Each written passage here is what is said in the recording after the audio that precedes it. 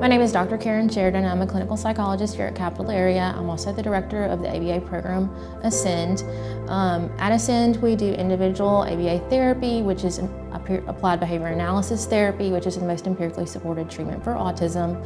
And we teach our clients adaptive, cognitive, social, and communication skills to try to help them increase their independence. I am Dr. Marjorie Person.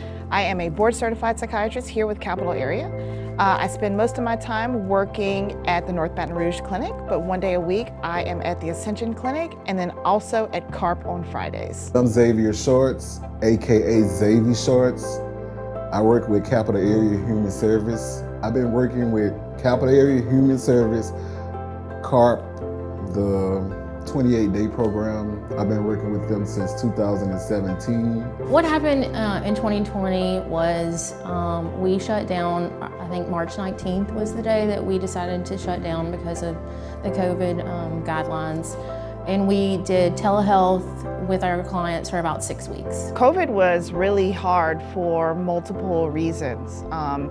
So we had to figure out how to take care of our patients when the world shut down. We had to figure out how to take care of ourselves as staff.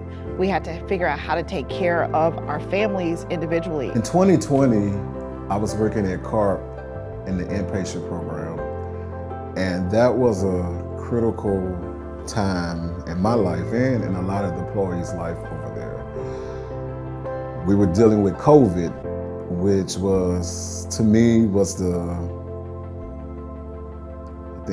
probably one of the worst things I dealt with in my life. People with autism have a huge problem with changes in their routine. That's distressing to them. So you can imagine like going to therapy for 30 hours a week and then staying home instead and not going to therapy was a big challenge for our clients. So telehealth obviously wasn't the most optimal mode of service delivery for us. Here at our clinic at North Baton Rouge, we had to figure out, and really I guess this is agency in general, just how do you reach the people? Because mental health problems, if you will, don't stop just because there is a pandemic that's going on. And I think it's particularly difficult because we already serve a group of people that have challenges, things like transportation and phone and whatnot. And so I think a pandemic on top of all of that made it even more difficult. It was hard, you know. We lost employees.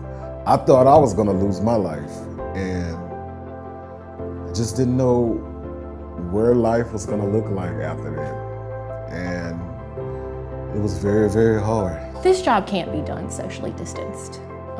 We have 2 to 5-year-olds. We wipe snotty noses, we get vomited on, we do potty training. You have to touch them. There is no social distancing in this business.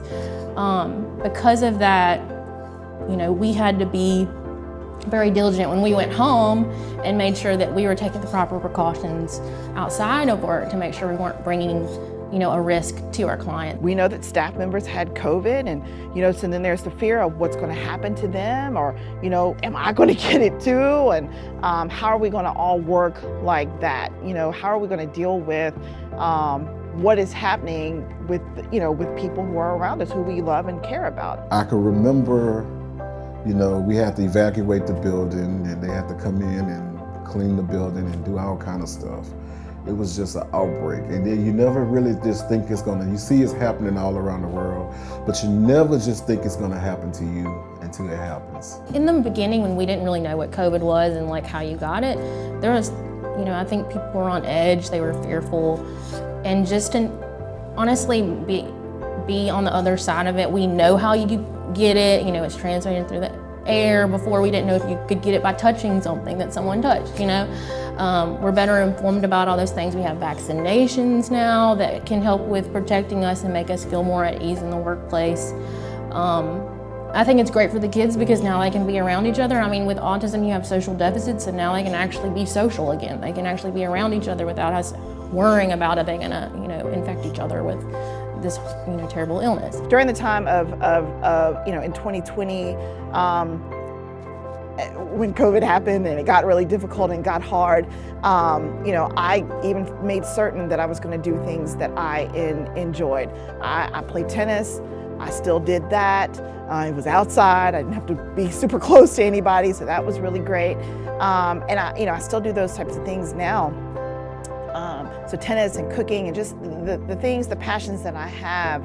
And so I just really encourage people to continue to do that. Pour into yourself, because all of the stressors will be there. I mean, they're not going anywhere, you know, but we're better able to handle them when we pour into ourselves first. I guess I'd say the best song about overcoming perseverance is Survivor, Beyonce. You know, that's it. Well, I guess that was technically Destiny's Child, but either way, Survivor. That's gotta be the best song. The first song that came to my mind when you said that was Roar by Katy Perry.